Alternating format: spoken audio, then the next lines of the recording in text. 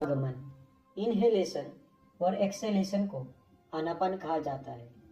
नाम के अर्थ से ही आप समझ गए होंगे कि हमें अंदर आते हुए और बाहर जाते हुए सांस पे ध्यान केंद्रित करना है। हम जब अपने माँ के गर्भ से बाहर आते हैं तब हम पहली बार सांस अंदर लेते हैं और जब मृत्यु आती है तब हम आखिरी सांस को बाहर निकालते हैं। लेकिन इस बीच बहुत कम मौकों पे हम अवेयर होते हैं कि सांस चल रही है, जबकि सांस जीवन ऊर्जा को चलाए रखने के लिए सबसे ज़्यादा जरूरी घटक है।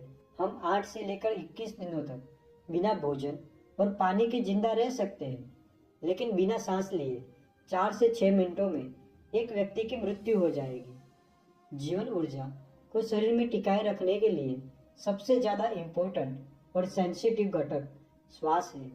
हम पूरी जिंदगी झूठ बोलते हैं कि मैं सांस ले रहा हूँ, जबकि हम श्वास नहीं ले रहे। सांस तो अपने आप चल रही है। हम थोड़ा बहुत सांस को कंट्रोल कर सकते हैं, लेकिन हम सांस नहीं ले रहे। यह बात अगर आपको समझ नहीं आ रही है तो जब मौत द्वार पर आ जाए तब सांसें लेते रहना। तब आपको पता चलेगा कि सांस आप ले रहे थे या नहीं। तब एक सांस भी ज़्यादा तुम ले न सकोगे। आप सभी लोग ये सोच रहे होंगे, अरे हम तो यहाँ आनापान सती ध्यान समझने आए थे, आप यहाँ सांस के ऊपर लेक्चर दे रहे हो। ये सब बातें इसीलिए की क्योंकि ज़्यादातर लोग ध्यान नहीं कर पाते हैं। 2-5 मिनटों में वे बोर हो जाते हैं और ध्यान लगे उससे पहले ही आंखें खोल देते हैं। सांस बहुत ही नाजुक है। सांस नासिका से भीतर आई और फिर बाहर जाती है, फिर से भीतर आती है, फिर से बाहर गई और अब सांस भीतर नहीं आई और गेम ओवर। जीवन ऊर्जा कितनी ही तीव्र क्यों न हो, लेकिन अगर सांस बंद हो गई तो मृत्यु निश्चित है। तो जब भी ध्यान के दौरान यह कहा जाए कि सांस को देखो, तब यह मन में रखो कि तुम सांस को नहीं बल्कि अपने जीवन और मृत्यु को देख रहे हो। आती हुई सांस जीवन है और जाती हुई सांस मृत्यु। अपना पूरा चित्त श्वास पे एकाग्रित हो जाना चाहिए। आइए आनापान सती ध्यान को डिटेल में समझते हैं।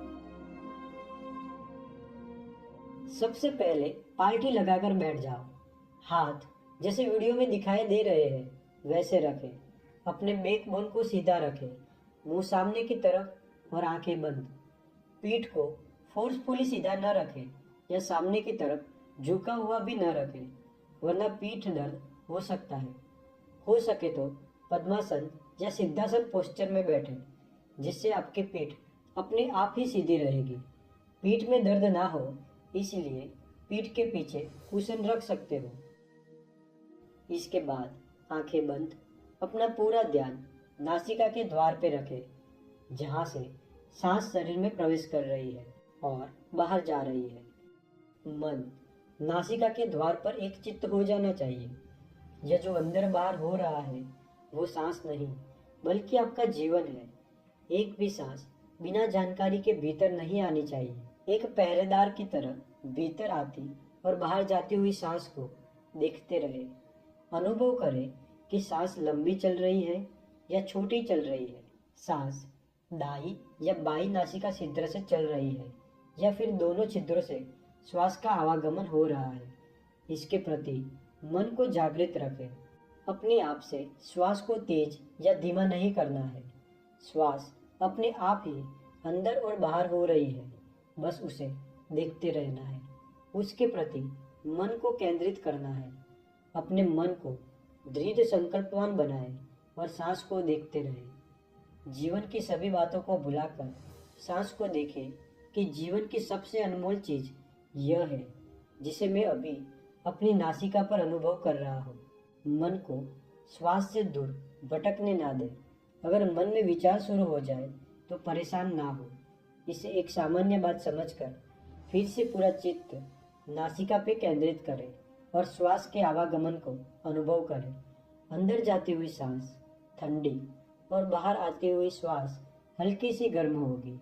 यह सभी बात का अनुभव करें। और एक बात का ख्याल रखें कि आंखें बंद करके जब श्वास के आवागमन को अनुभव कर रहे हो तब उसे मन में इमेजिन नहीं करना है, अपने मन के भीतर उसका चित्र तैयार नहीं करना है, ना ही अपनी आंख की पुतलियों को अपने नाक के ऊपर कंसंट्रेट करना है। आपको बंद आंख में भी सामने ही देखते रहना है। सिर्फ और सिर्फ अपने चित्त का ध्यान श्वास के आवागमन पर स्थिर करना है। यह ध्यान मिनिमम 30 मिनट तक करें। नेक्स्ट वीडियो में जो लोग ध्यान करना चाहते हैं लेकिन ध्यान करने में दिक्कत होती है, उनके लिए टिप्स बताई जाएगी।